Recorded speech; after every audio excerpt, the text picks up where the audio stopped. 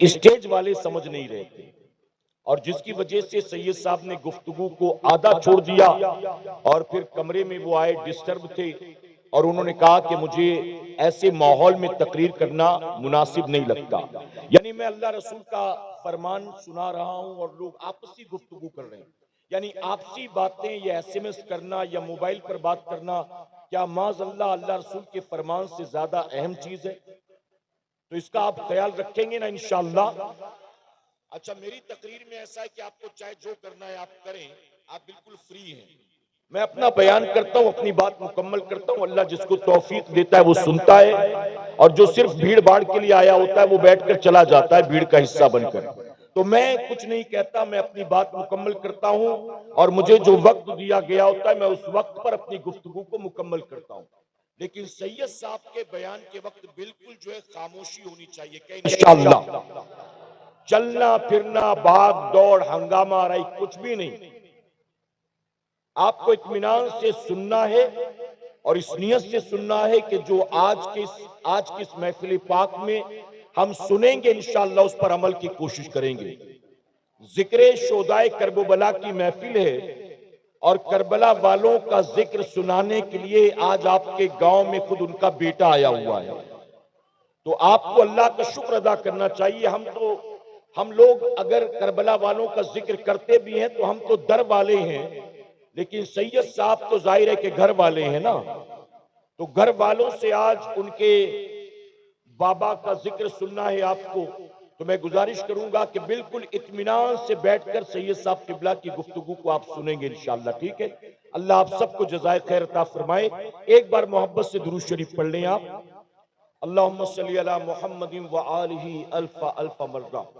میرے پیارے آقا علیہ الصلوۃ والتسلیم کے پیروانوں، میں نے قرآن مقدس کی جس آیت کریمہ کی تلاوت کا شرف حاصل کیا، اس کا مفہوم ہے بے شک نماز روکتی ہے بے حیائی اور بری بات سے۔ اللہ رب العزت نے اس آیت کریمہ کے ذریعے نماز کی دو برکتوں کا ذکر فرمایا۔ ایک سب سے پہلی چیز ہے نماز بے حیائی سے روکتی ہے، اور دوسرا نماز روکتی ہے بری بات سے، یعنی برائی سے۔ اور میں علماء کی موجودگی میں یہ بات ذمہ داری کے ساتھ کہوں گا، آج ہماری سوسائٹی میں یہ دونوں چیزیں بہت عام ہو چکی ہیں۔ عورتوں میں بے حیائی، بے غیرتی، بے پردگی عام ہے، اور مردوں کے اندر طرح طرح کی برائیاں عام ہیں۔ میرے پیارے آقا کے پیروانوں، اللہ نے فرمایا کہ نماز بے حیائی اور بری بات سے روکتی ہے، پھر آخر مسلمانوں کے اندر بے حیائی اور برائی کیوں کر پائی جاتی ہے؟ ریزن کیا ہے؟ تو جانتے ہیں اس کا سب سے بڑا ریزن یہ ہے کہ چونکہ ہماری اکثریت نماز پڑھتی نہیں، مسلمانوں کے مور دین 90% لوگ، یا اگر کہوں تو غلط نہیں ہوگا، مور دین 95% لوگ بے نمازی ہیں۔ تو جب بندہ مسلمان ہو کر بھی نماز کے قریب نہیں جائے گا تو کیا نماز کی برکتیں وہ حاصل کر سکتا ہے؟ اللہ نہ کرے، 100,000 بار نہ کرے، میں مثال دیتا ہوں، آپ کے علاقے میں کسی کو کوئی ایسا مرض ہو جائے کہ جس بیماری کا اسپیشلسٹ ڈاکٹر کولکتہ میں ہے، بنگلور میں ہے، دلی میں یا ممبئی میں ہے، اب مریض اپنی بیماری کو لے کر گھر پر پڑا ہے، بستر پر کراتا ہے، روتا ہے، اسے آرام کبھی نہیں ہوگا جب تک کہ وہ اس ڈاکٹر کے پاس نہیں جاتا۔ بتائیے کہ نہیں؟ سر میں درد ہو تو آپ کیا کرتے ہیں؟ 3 دن سے شام ہوتی ہے تو بخار آ جاتا ہے، آپ کیا کرتے ہیں؟ 2 دن سے الٹی جلاب شروع ہو گیا تو کیا کرتے ہیں؟ آپ بیماری کو لے کر گھر میں پڑے نہیں رہتے، بلکہ بیماری سے شفا کے لیے فوراً ڈاکٹر کے پاس جاتے ہیں، اور ڈاکٹر دوائیاں دیتا ہے تو آپ کا مرض دور ہو جاتا ہے۔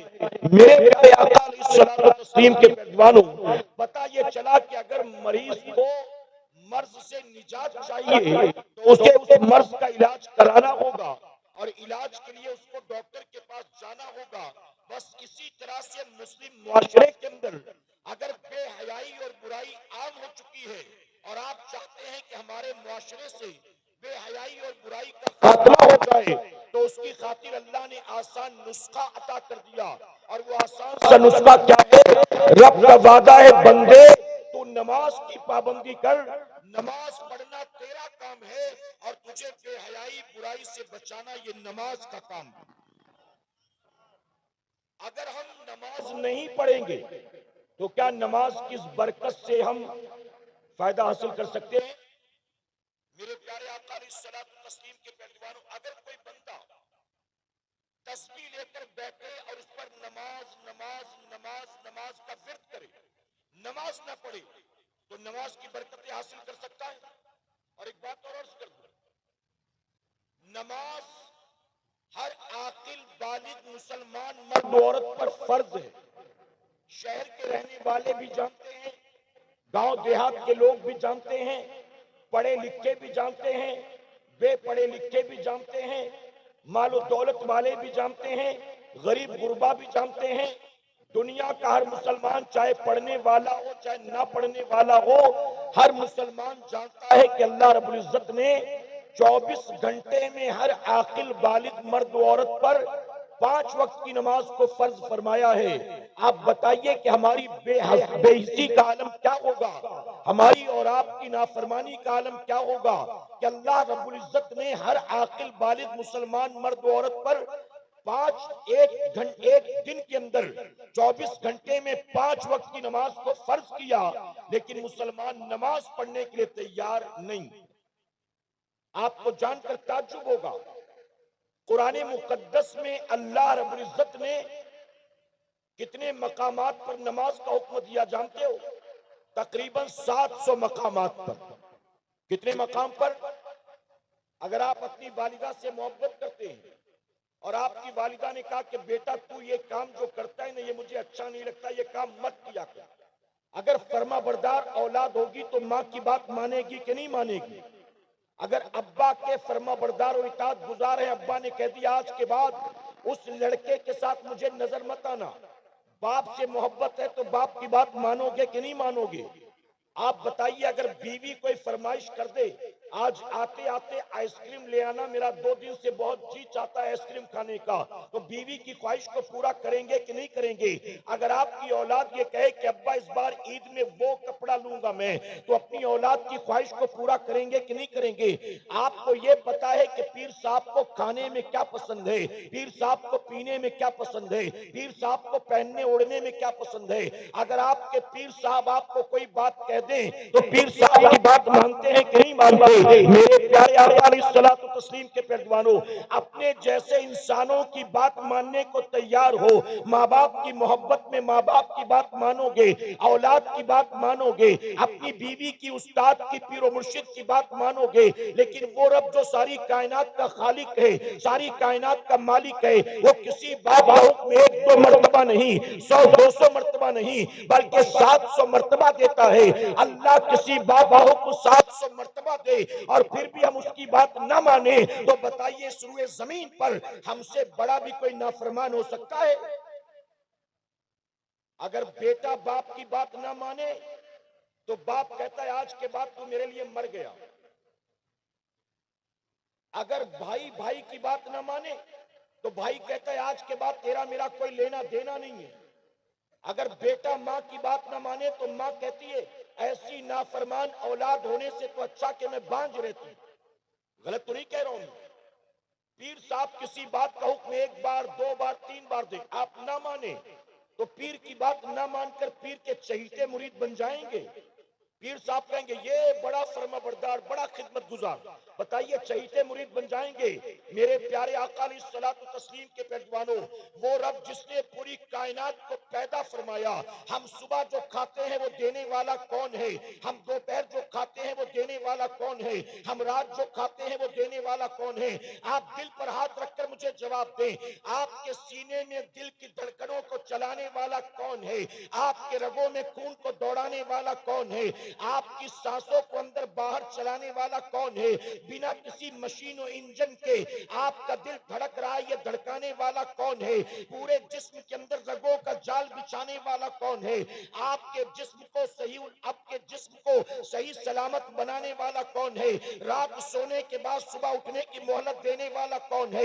نافرمانی کرنے کے بعد بھی جب جاتے ہو کاروبار کرنے کے لیے تو نافرمانی کے بعد بھی روزی دینے والا کون ہے؟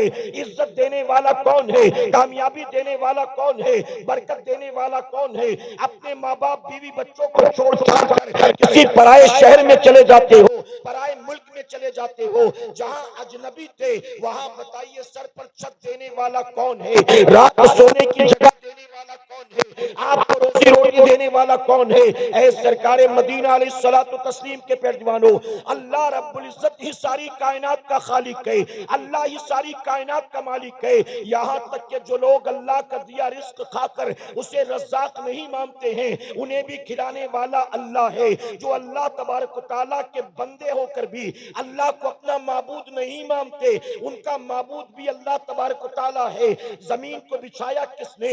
آسمان کا شامیانہ لگایا کس نے؟ زمین سے سبزہ اگایا کس نے؟ ہوا میں ہماری خاطر آکسیجن پیدا کیا کس نے؟ ہماری باڈی میں ریڈ بلڈ سیلز کس نے پیدا کیا؟ وائٹ بلڈ سیلز کس نے پیدا کیا؟ اے سرکار مدینہ کے پیروانوں، ہم دن رات اللہ کی نافرمانی پر نافرمانی کریں، اللہ 700 مرتبہ کسی بات کا حکم دے ہم اس کا حکم نہیں مانتے، اس کے باوجود وہ آسمان سے پانی برساتا ہے، زمین سے سبزہ اگاتا ہے، ہمیں پھر بھی روزی عطا کرتا ہے۔ آپ بتائیں نافرمانی اور بغاوت کر کے یہ کرم نوازی ہے، ہم فرما بردار بن جائیں گے، اللہ کے سجدوں کے پابند بن جائیں گے۔ تو میں منبر رسول پر موجود ہوں، ذمہ داری کے ساتھ کہتا ہوں، اللہ رب العزت ہمیں اور آپ کو جس دن مسلمان پلٹے گا، رب کی بارگاہ میں صلح کر لے گا، رب کی بارگاہ میں رجوع کر لے گا اور یہ عہد کرے گا کہ مولا اب دنیا یہاں کی وہاں ہو جائے، ایک وقت کی نماز کو جان بوجھ کر قضا نہیں کروں گا۔ جس دن مسلمان نے یہ عہد کر لیا، اے ہندوستان کے مسلمانوں، اللہ تمہیں پھر وہی عزت عطا کرے گا جو عزت اللہ نے میرے غریب نواز کو عطا فرمایا۔ نعرہ تکبیر، نعرہ رسالت، نعرہ حیدری، نعرہ حیدری۔ غریب نواز ہندوستان کی سرزمین پر تشریف لائے، کیا بتائیے کوئی اپنے گھر میں انہیں ٹھہرانے والا تھا؟ جی، پیڑ کے نیچے بیٹھ گئے تو بیٹھنے دیا گیا کہ اٹھا دیا گیا؟ کوئی ان کے لیے چائے کافی شربت بنانے والا تھا؟ انا ساگر پر پانی لینے گئے تو پینے دیا گیا کہ پیرا لگا دیا گیا؟ کسی کے محل میں گھس گئے تھے، جبرن کسی کے مکان پر قبضہ کیا تھا؟ میرے پیارے آقا علیہ الصلوۃ والتسلیم کے پیروانوں، ہندوستان کی سرزمین پر غریب نواز تشریف لاتے کوئی مرید نہیں تھا، کوئی میزبان نہیں تھا، کوئی کرایہ بھاڑا دینے والا نہیں تھا، کوئی اپنے مکان میں ٹھہرانے والا نہیں تھا، کوئی آپ کے نام کا پوسٹر چھاپنے والا نہیں تھا، کوئی آپ کی خاطر اسٹیج لگانے والا نہیں تھا، کوئی آپ کو سر آنکھوں پر بٹھانے والا نہیں تھا۔ ایک نئے ملک میں، اجنبی ملک میں تشریف لاتے ہیں، اس کے باوجود آپ نے دیکھا کہ مقابلے میں جو آیا وہ کوئی سوشل ورکر نہیں تھا، وہ کوئی گاؤں کا پردھان نہیں تھا، وہ کوئی منسٹر ایم پی ایم ایل اے نہیں تھا، جو غریب نواز کے مقابلے میں آیا وہ ہندوستان کا بادشاہ تھا۔ غریب نواز کے مقابلے میں آیا، غریب نواز چند فقیروں کو ساتھ لے کر آئے تھے، اپنے ساتھ کوئی اسلحہ لے کر نہیں آئے تھے، اپنے ساتھ کوئی مال و دولت لے کر نہیں آئے تھے، اپنے ساتھ کوئی لمبی چوڑی فوج لے کر نہیں آئے تھے۔ غریب نواز اپنے ساتھ کھانے پینے کا کوئی بہت زیادہ سامان لے کر نہیں آئے تھے، آپ کے مقابلے میں آ کر کھڑا ہو گیا اس وقت کا ہندوستان کا بادشاہ، اور غریب نواز اللہ رسول کی ذات پر بھروسہ کر کے اس کے مقابلے میں آ کر کھڑے ہو گئے۔ نتیجہ کیا ہوا؟ جو ہند کا بادشاہ تھا وہ ہمیشہ ہمیشہ کے لیے مٹ گیا، اور میرے قریب نے غریب نواز کو قیامت تک کے لیے ہند کا راجہ بنا دیا۔ اللہ یہی عزت تمہیں بھی دے گا، اللہ تمہیں بھی کامیابی دے گا، اللہ تمہیں بھی برکتی عطا کرے گا، اللہ تمہیں بھی کھویا ہوا وقار دوبارہ عطا کرے گا، لیکن شرط یہ ہے صرف جشن غریب نواز منانے والے مت بنو، صرف غریب نواز کی کرامات کو سننے والے مت بنو، مشن غریب نواز کو سمجھنے کی کوشش کرو، تعلیمات غریب نواز کو سمجھنے کی کوشش کرو۔ غریب نواز کے کھڑاؤں کو اڑتا دیکھتے ہو، غریب نواز کا مدینہ منورہ سے پیدل سفر کر کے ہندوستان آنا نظر نہیں آتا۔ غریب نواز اگر اپنے کوزے میں انا ساگر کو بھر پڑھتے ہیں وہ نظر آتا ہے، غریب نواز کا روزہ رکھنا نظر نہیں آتا، غریب نواز کا جوگی جے پال کا مقابلہ کرنا نظر آتا ہے، غریب نواز کی راتیں نظر نہیں آتی، غریب نواز کا تقوی نظر نہیں آتا، غریب نواز کا سجدہ نظر نہیں آتا۔ آپ سوچیں کہ وہ غریب نواز جو اپنی ماں کی کوکھ سے اللہ کے ولی بن کر پیدا ہوئے، ارے جو ماں کی کوکھ سے اللہ کا ولی بن کر پیدا ہو، اس غریب نواز کی راتوں کا عالم یہ تھا کہ میرے غریب نواز نے 40 سال تک عشاء کے وضو سے فجر کی نماز کو ادا کیا۔ ایک مرتبہ میرے غریب نواز، توجہ ہے نا آپ کی، ایک مرتبہ میرے غریب نواز ایک کونے میں بیٹھے زاروں قطار رو رہے تھے۔ مریدوں کی ہمت نہ ہوئی کہ کوئی پوچھے کہ رونے کی وجہ کیا۔ جب کچھ اطمینان ہوا، رونا بند ہوا، تو آپ کے قریب آئے، آپ کے قریبی چاہیتے مرید خواجہ بختیار کاکی رحمت اللہ علیہ آ کر کہتے کہ حضور آج آپ اتنا رو رہے تھے، رونے کی وجہ کیا، کس بات نے آپ کو رلایا؟ تو جانتے میرے غریب نواز نے کیا فرمایا؟ آپ فرماتے آج سے 30 سال پہلے میں نماز پڑھ رہا تھا، تو حالت نماز میں مجھے جو لذت ہمیشہ ملتی تھی، جو نماز میں مزہ آتا تھا، جو خشوع اور خضوع میسر آتا تھا، اس دن نماز میں وہ مزہ نہیں آ رہا تھا، وہ خشوع اور خضوع نہیں مل رہا تھا۔ کہتے میں پریشان کہ آخر نمازوں کی لذت کہاں چلی گئی؟ غریب نواز فرماتے میں نماز سے فارغ ہوا، پھر میں بیٹھا غور کرنے کے لیے، آخر کیا بات ہے، نماز کی لذتیں کہاں چلی گئی؟ توجہ ہے نا آپ کی؟ میرے پیارے آقا کے پیدوانوں غریب نواز فرماتے نماز سے فارغ ہو کر میں بیٹھا غور کرنے کے لیے کہ نماز میں جو روزانہ مزہ آتا تھا وہ مزہ گیا کہاں، بات کیا؟ بہت دیر تک غور کیا تو مجھے احساس ہوا کہ آج جلد بازی کی وجہ سے دوران وضو میں اپنی انگلیوں میں خلال کرنا بھول گیا۔ وضو کے وقت جلد بازی کی وجہ سے اپنی انگلیوں میں خلال کرنا بھول گیا۔ اب یہاں علماء بیٹھے ان سے پوچھو، اگر کوئی بندہ حالت وضو میں خلال نہ کرے انگلی کا تو وضو ہوگا کہ نہیں ہوگا، نماز ہوگی کہ نہیں ہوگی؟ یہ خلال کرنا کیا فرض ہے، کیا واجب ہے، کیا ہے؟ تو جواب ملے گا کہ وضو ہو جائے گا، انگلیوں میں خلال کرنا یہ میرے نبی کی سنت مبارکہ ہے۔ کیا ہے؟ سنت ہے، وضو ہو جائے گا۔ غریب نواز فرماتے جب احساس ہوا کہ جلد بازی کی وجہ سے خلال نہیں کر سکا تو مجھے اپنی غلطی کا احساس ہوا اور میں یہ سوچ کر رونے لگا کہ آج مجھ سے نبی کی ایک سنت چھوٹ گئی۔ اگر کل قیامت کے دن میرے آقا نے میرا گریبان پکڑ لیا اور کہا کہ معین الدین میں نے تجھے ہندوستان بھیجا، ہند کا راجہ بنایا، ایک مشن لے کر تجھے ہندوستان روانہ کیا، اور تو نے وہاں جا کر کیا کیا؟ تو نے میری ہی سنت کو چھوڑ دیا۔ غریب نواز کہتے کہ جب مجھے اس بات کا احساس ہوا اس ایک سنت کے چھوڑنے کی وجہ سے اگر قیامت میں میرے آقا نے میری پکڑ کر لی تو پھر میں کیا جواب دوں گا؟ کہتے 30 سال پہلے غلطی ہوئی تھی، لیکن جب بھی وہ بات یاد آتی ہے میں یہ سوچ کر رونے لگتا ہوں کہ کاش میرے حال پر میرے نبی کو رحم آ جائے اور میرے آقا مجھے معاف کر دے اور قیامت میں آقا میری پکڑ نہ کرے۔ اے مسلمانوں، یوں ہی کوئی گٹکا زردہ ماوا کھاتے کھاتے غریب نواز نہیں بن گیا، جھاڑ پھونک کرتے کرتے کوئی غریب نواز نہیں بن گیا، حقہ پی پی کے کوئی غریب نواز نہیں بن گیا، کوئی پیری مریدی کر کر کے غریب نواز نہیں بن گیا۔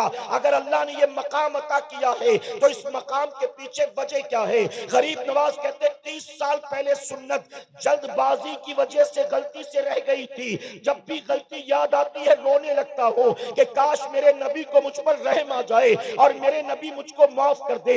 اگر قیامت میں انہوں نے میری پکڑ کر لی اور کہا تو نے میری سنت کو چھوڑا تو میں کیا جواب دوں گا؟ اے خوش عقیدہ سنی مسلمانوں، غریب نواز کی چھٹی منانے والوں ذرا سوچو، ہمارے امام سے ایک سنت غلطی سے رہ جائے تو غریب نواز 30 سال تک روتے نظر آتے ہیں، اور غریب نواز کی چھٹی منانے والا، عرس پاک میں جا کر چادر چڑھانے والا، اور غریب نواز کے عرس کے نام پر نہ جانے کیا کیا رسم و رواج کرنے والا، روزانہ اٹھ کر صبح چہرے سے داڑھی منڈاتا ہے، تب اسے نبی کی سنت یاد نہیں آتی، جب وہ گالیاں دیتا ہے تب اسے احساس نہیں ہوتا کہ یہ حرام و ناجائز ہے، جب ماں باپ کو جھڑکیاں دیتا ہے تب اسے احساس نہیں ہوتا کہ یہ ناجائز و حرام ہے، جب دوسروں کے بہو بیٹیوں پر گندی نظریں ڈالتا ہے، سیٹیاں تالیاں بجاتا ہے، تو احساس نہیں ہوتا کہ یہ ناجائز و حرام ہے۔ اے سرکار مدینہ کے پردوانوں، ہم نبی کی 12ویں بھی مناتے ہیں، غوث پاک کی 11ویں بھی مناتے ہیں، ہم غریب نواز کی چھٹی بھی مناتے ہیں، ہم کربلا والوں کے نام پر ماہ محرم میں نہ جانے کون کون سی رسمیں کرتے ہیں، ہم بزرگان دین کا عرس پاک بھی مناتے ہیں، ہم یہ ساری چیزیں رسمی طور پر کر کے گزر جاتے ہیں، لیکن اللہ کے ان برگزیدہ بندوں کی تعلیمات کو ہم سمجھنے کی کوشش نہیں کرتے، ان کی حیات طیبہ کا مطالعہ کرنے کی ہم کوشش نہیں کرتے، اور ہمارے جلسوں میں جب ہم آتے ہیں تو جلسوں میں بھی آتے ہیں تو لگتا ہے جیسے کانوں کے چسکے کے لیے آئے ہیں، محض انٹرٹینمنٹ کے لیے آئے ہیں، محض بھیڑ بھاڑ کا حصہ بننے کے لیے آئے ہیں۔ میرے پیارے آقا علیہ الصلوۃ والتسلیم کے پردوانوں، غریب نواز نے 40 سال تک عشاء کے وضو سے فجر کی نماز کو ادا کیا۔ اگر غریب نواز کے واقعی عاشق ہو، آج اس محفل سے اٹھنے سے پہلے طے کر لینا، ہمارے غریب نواز نے 40 سال تک عشاء کے وضو سے فجر کی نماز کو ادا کیا ہے، ہم بھی وعدہ کرتے ہیں اب روزانہ عشاء کے وضو سے عشاء ادا کریں گے، اور فجر کے وضو سے انشاءاللہ فجر ادا کریں گے۔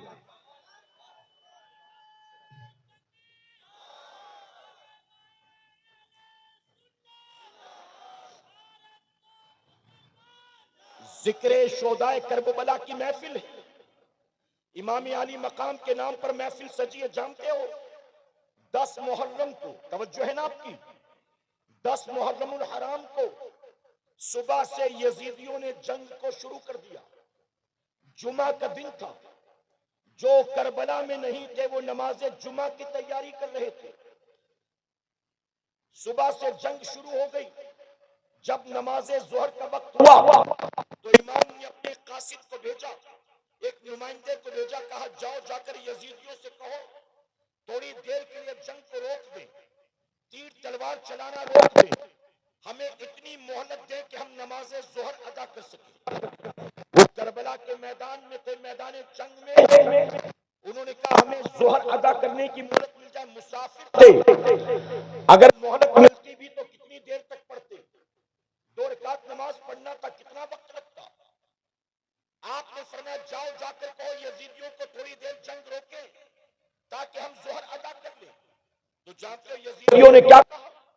یزیدیوں نے امام علی مقام کے قاصد سے کہا حسین کو جان بچانے کا بڑا اچھا بہانہ سوجا ہے، معاذ اللہ نماز کے نام پر جنگ کو روکنا چاہتے ہیں حسین، حسین سے کہو کہ نماز پڑھنے کا بہت شوق ہے نا، پڑھو، جتنی پڑھنا چاہتے اتنی پڑھو، ہم نہیں منع کریں گے، لیکن شرط یہ ہے نماز شروع کرنے سے پہلے یزید کی بیعت کرنی ہوگی، یزید کی بیعت کرو گے تو نماز پڑھنے دیں گے، اور اگر یزید کی بیعت نہ کی تو ہم نماز کو دیکھ کر تمہیں چھوڑیں گے نہیں، بلکہ ہم بھی وہ لوگ ہیں جو حالت سجدہ میں تمہاری گردن کو کاٹ دیں گے۔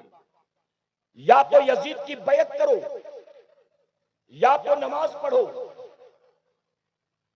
جب امام علی مقام کے قاصد نے آ کر کہا ظالم جنگ روکنے کو تیار نہیں ہے بلکہ دھمکی دے رہے ہیں کہ اگر نماز پڑھنی ہے تو پڑھو لیکن یزید کی بیعت پہلے کرنی ہوگی، یزید کی بیعت نہیں کرو گے تو ہم مروت نہیں کریں گے، نماز شروع کر دی تو سجدے میں سر کاٹ دیں گے۔ تو جانتے امام نے کیا کہا تھا؟ امام نے کہا جاؤ جا کر یزیدیوں سے کہہ دو، یزیدیوں سے جاؤ جا کر یہ کہہ دو حسین نہ یزید کی بیعت کے لیے تیار ہے اور نہ جان بوجھ کر نماز قضا کرنے کے لیے تیار، نہ ہاتھ میں ہاتھ دوں گا اور نہ نماز چھوڑوں گا، جاؤ کہہ دو کہ دھمکیاں دینا بند کر دیں، اگر یہ حالت سجدہ میں سر کاٹنے پر تلے ہیں تو حسین بھی سجدے میں سر کٹانے پر تلا ہے۔ میں سر کٹا تو سکتا ہوں لیکن نماز قضا نہیں کر سکتا ہوں. یہ کون کہہ رہا ہے؟ میرے پیارے آقا علیہ الصلوۃ والتسلیم کے پیارے دیوانوں، یہاں علماء موجود ہیں، آپ پوچھئے اپنی مسجد کے امام صاحب سے پوچھئے گا. ایک آدمی اگر نماز میں ہے اور حالت نماز میں کہیں سے سانپ یا بچھو آ گیا، کوئی موذی جانور، اور اس کو یقین ہے کہ یہ مجھے ڈنک مار دے گا، ڈس لے گا، تو ایسی صورت میں کیا وہ نماز توڑ سکتا ہے؟ شریعت کا کیا حکم ہے؟ تو آپ کو پتا چلے گا شریعت کی اجازت ہے کہ وہ نماز توڑ کر اسے مارے اور اپنی جان بچائے. اس وقت جان بچانا فرض ہے، نماز بچانا نہیں. اس کو مارو، جان بچاؤ، اور پھر اپنی نماز پھر ادا کر لو. اور صرف اپنے لیے نہیں، اگر کوئی چھوٹا بچہ سو رہا ہے کمرے میں اور آپ نماز پڑھ رہے ہیں اور اچانک کہیں سے کوئی سانپ بچھو آ گیا اور آپ کو یقین ہے کہ اگر میں نے نماز توڑ کر اسے نہیں مارا تو یہ بچے کو ڈس لے گا، بچے کو ڈنک مار دے گا، تو بچے کی جان بچانے کے لیے بھی شریعت نے آپ کو نماز توڑنے کی اجازت دی. اب آپ بتائیے کہ جان بچانا ایسی صورت میں فرض، اور بھی بہت اس کی تفصیل ہے، میں اس میں نہیں جاتا. صرف آپ کو یہ کہوں گا، ذرا بتائیے وہ 22,000 خون کی پیاسی تلواریں جنہوں نے امام علی مقام کے ننھے علی اصغر کو نہیں چھوڑا، 6 ماہ کے لختے جگر کے سوکھے حلقون پر تیر چلایا، جنہوں نے امام حسین کے بھانجوں اور محمد کو نہیں چھوڑا، یعنی اہل بیت کے چھوٹے چھوٹے بچوں کو بھی ظالموں نے چھوڑا نہیں ہے. امام کو پتا تھا اگر ان ظالموں کے سامنے میں نے سجدے میں سر کو جھکایا تو یہ میرے خون کی ننگی پیاسی تلواریں یہ میری گردن کو کاٹ دیں گی. امام علی مقام کیا شریعت کا مسئلہ نہیں جانتے تھے کہ ایسے میں جان بچانا فرض ہے، جان بچ جائے تو نماز پھر کبھی ادا کر لیں گے. اللہ دیکھ رہا ہے کہ حالات کیسے ہیں، ایسے میں اگر سجدہ کیا تو یہ ظالم گردن مار دیں گے. لیکن امام جانتے تھے اگر آج جان بچانے کے لیے میں نے نماز کو قضا کر دیا تو قیامت تک جب بھی کربلا کی داستان لکھی جائے گی، جب بھی خطیب منبر پر کھڑے ہو کر کربلا کے واقعات بیان کرے گا تو لکھنے والا لکھے گا حسین نے نماز کو چھوڑ دیا تھا، خطیب کہے گا حسین نے نماز کو قضا کر دیا تھا. امام جانتے تھے اگر میں آج چھوڑوں گا تو قیامت تک کے لیے چھوڑنا مثال بن جائے گا، اور اگر میں جان پر کھیل کر جان کی پرواہ کیے بغیر آج نماز ادا کروں گا تو قیامت تک کے لیے میرا سجدہ کرنا نانا کے امت کے لیے مثال بن جائے گا. اسی لیے میرے امام نے بتا دیا، حالت سجدہ میں سر کٹا کے میرے امام نے بتا دیا حسین کو یقیناً بیٹے بھی پیارے ہیں، بھتیجے بھی پیارے ہیں، بھانجے بھی پیارے ہیں، بھائی بھی پیارے ہیں، اپنا خیمہ بھی پیارا ہے، اپنے بیوی بچے اور بہن بھی پیاری ہے، حسین کو سب کچھ پیارا ہے. لیکن حالت سجدہ میں امام نے سر کٹا کے بتا دیا حسین کو سب سے زیادہ محبت ہے تو نانا کی آنکھوں کی ٹھنڈک نماز سے محبت ہے.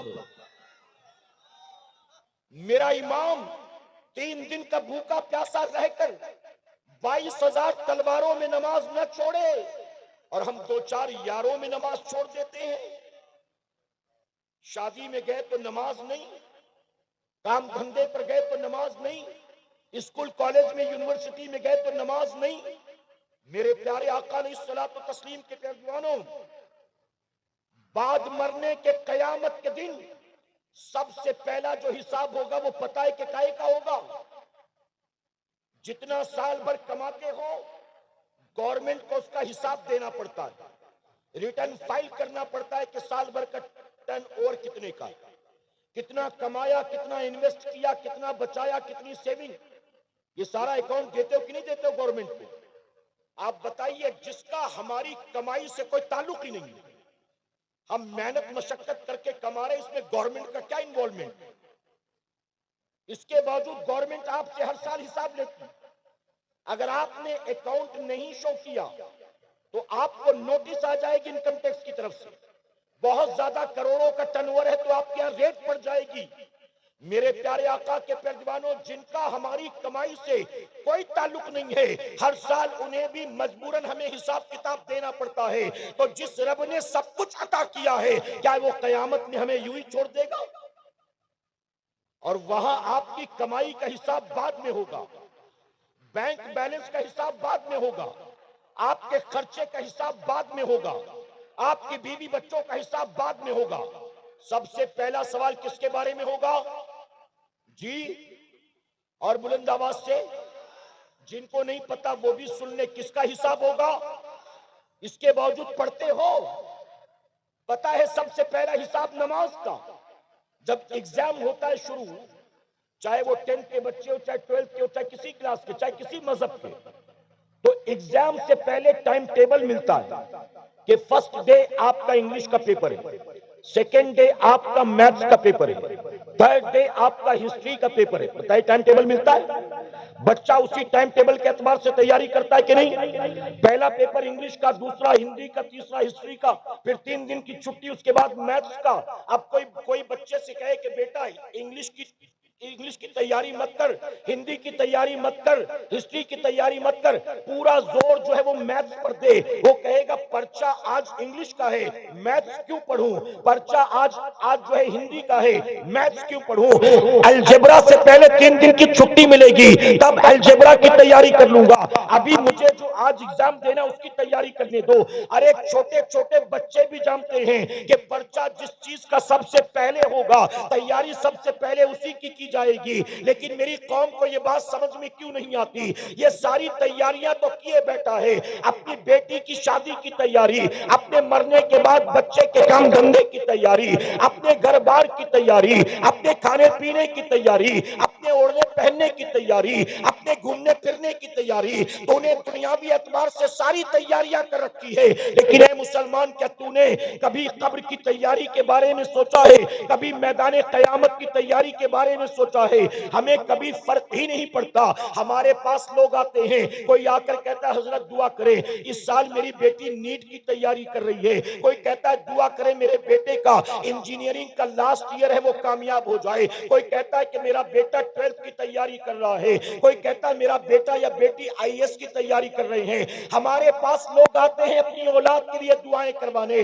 بیٹی یہ ایگزام دے رہی، دعا کر دے. بیٹا یہ تیاری کر رہا ہے، دعا کر دے. لیکن آج تک کوئی ایک بھی ماں باپ ایسے نہیں آئے جنہوں نے ہم سے آ کر یہ کہا ہو کہ حضرت دعا کر دیجئے میرا بیٹا قبر کے امتحان میں کامیاب ہو جائے، میری بیٹی آخرت کے امتحان میں کامیاب ہو جائے. میرے پیارے آقا کے پیروانوں، جانتے ہو ایک اللہ کے ولی دنیا کو چھوڑ چھاڑ کر ایک پہاڑ کی چوٹی پر جا کر بیٹھے، 30 سال تک اللہ کی عبادت کرتے رہے. اللہ اللہ اللہ، نہ کہیں آنا جانا، نہ کسی سے ملنا جلنا. جب چاروں طرف ان کی ولایت کے چرچے ہوئے تو لوگ خود ہی کھچے کھچے ان کے پاس چلے گئے ملنے کے لیے. 30 سال سے دنیا کو ٹھوکر مار کر پہاڑ کی چوٹی پر بیٹھے اللہ کی عبادت میں مصروف، دنیا کھچی چلی آئی ان کے پاس. ایک دن وہ بیٹھے زاروں قطار رو رہے تھے. مریدوں نے پوچھا کہ حضور آپ کیوں رو رہے ہیں، کیا بات ہے؟ آپ کے پاس لوگ روتے ہوئے آتے ہیں، مسکراتے ہوئے جاتے ہیں، دکھی ہو کر آتے ہیں، سکھی ہو کر جاتے ہیں، پریشان حال آتے ہیں، اطمینان سے مطمئن ہو کر جاتے ہیں. آج آپ خود ہی رو رہے ہیں، کیا بات ہے؟ تو جانتے ہو اللہ والے نے کیا کہا 30 سال سے پہاڑ کی چوٹی پر آ کر بیٹھا ہوں، 30 سال ہو گئے، آج تک کوئی ایک بھی نہیں آیا جس نے مجھ سے کہا کہ میری آخرت کے لیے دعا کر دیجئے، میری قبر کے لیے دعا کر دیجئے، میری جنت کے لیے دعا کر دیجئے. کہتے جس دنیا کو ٹھوکر مار کر میں آ کر بیٹھا ہوں نا، میرے پاس لوگ اسی دنیا کے لیے دعا کروانے آتے ہیں، اسی دنیا کے لیے دعا کرواتے. میں اسی لیے رو رہا ہوں کہ کاش یہ سمجھتے تو صحیح کہ تم دنیا کے لیے دعا اس سے کروا رہے ہو جو دنیا کو چھوڑے بیٹھا ہوا. میرے پیارے آقا علیہ الصلوۃ والتسلیم کے پیروانوں، مجھے نہیں پتا کہ یہاں خواتین کے بھی بیٹھنے کا انتظام ہے کہ نہیں. اگر ہے تو وہ بھی میرا یہ پیغام لیتی جائیں، اور اگر نہیں ہے تو اپنے گھر کی عورتوں تک یہ پیغام